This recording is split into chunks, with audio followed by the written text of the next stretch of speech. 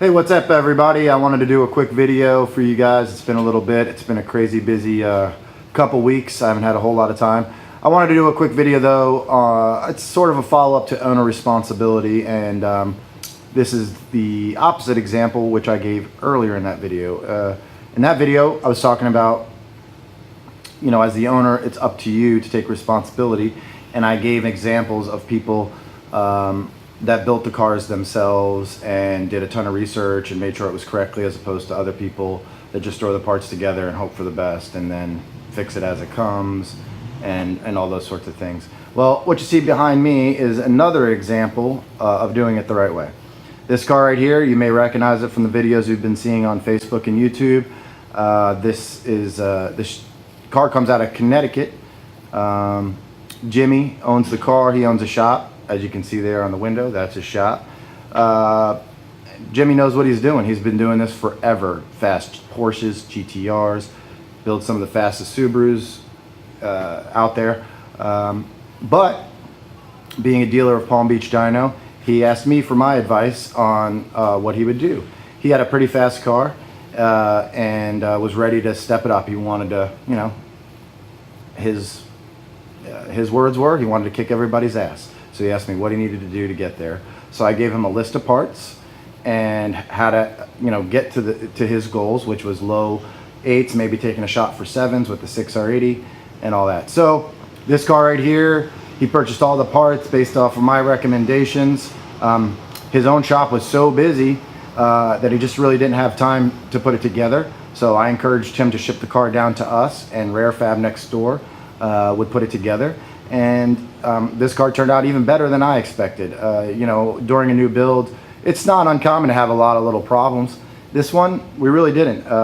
Honestly, the only problem we had at the Mod Nationals last weekend en route to our win was the brake rotors. And I'll take blame for that. You know, the car's going 160 plus, and I just really didn't want to pull the chute because I didn't want to have to pack the chute. I was being lazy, and the rotors cracked bad.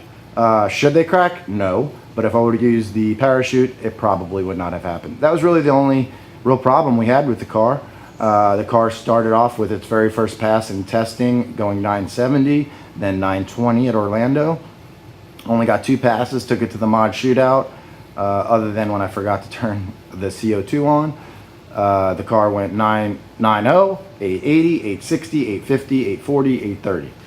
And the only other time it really slowed down was due to the way I staged the car, and we couldn't 60 foot as well. And we have a lot more plans for this car.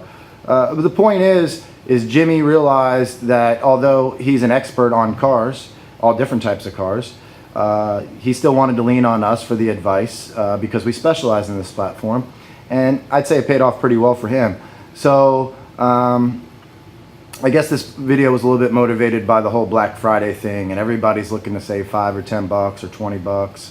You know how many people save that kind of money, then come to me with a pile of parts, and I'm like, okay, well, about 10% of this you could have saved because you didn't even need half these parts. The parts that were included in the kit that you bought aren't needed, or you need different parts to reach your goals, all those sorts of things. So the benefit of dealing with us is you tell me your goal, you tell me your budget, and I'll make some recommendations. We may not be able to get to your goal based on the budget you want, but we can try, and I can tell you how to get there in stages. Maybe if your goal is an 8-second 6R80 car, but you can't quite do it now, well, we'll build you a 9-second one and then tell you what you need to do in the next phase or the next phase after that. So really it just comes down to proper planning and having the right people involved in your build, whether it's the people selling you the parts, the people recommending the parts, the people tuning the car, the people assembling the car if you're not doing it yourself.